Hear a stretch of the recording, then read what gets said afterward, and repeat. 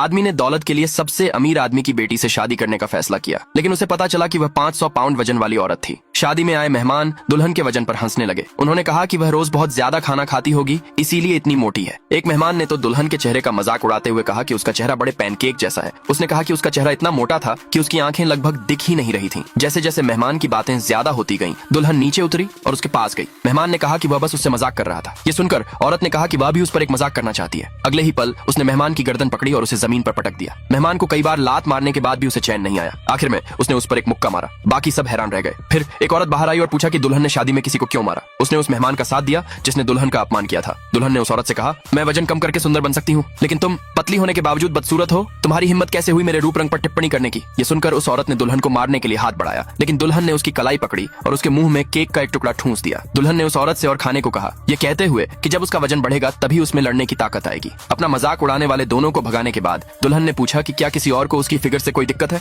भीड़ में सबने अपने सिर नीचे कर लिए, इसलिए शादी की रस्म आधिकारिक तौर पर शुरू हुई। दूल्हे को असल में दुल्हन की फिगर से ज्यादा फर्क नहीं पड़ता था। उसने सोचा कि जब उसने दुल्हन से सिर्फ पैसे के लिए शादी की है तो उसे उसके रूप रंग की परवाह करने की जरूरत नहीं है। जब उसने दुल्हन को अंगूठी पहनाने की कोशिश की तो उसने पाया कि उसका हाथ अंगूठी के लिए बहुत मोटा था। गुस्से में आदमी ने अंगूठी दुल्हन की तरफ फेंक दी और उससे कहा कि वह खुद ही इसे संभाल ले। उस रात औरत ने अंगूठी का हार बनाया और अपने पति से उसे खुद पहनाने के लिए कहा। हार पहनाने के बाद आदमी ने उससे कहा कि उसे काम है और वह उस दिन कंपनी में ही सोएगा। औरत ने जल्दी से उसे गले लगाया और उस रात रुकने की भीख मांगी। उस आदमी ने जबरदस्ती खुद को छुड़ाया और उल्टी करने के लिए सिंक की तरफ भागा। औरत को लगा कि उसका पति इसलिए नाराज है क्योंकि वह बहुत मोटी थी।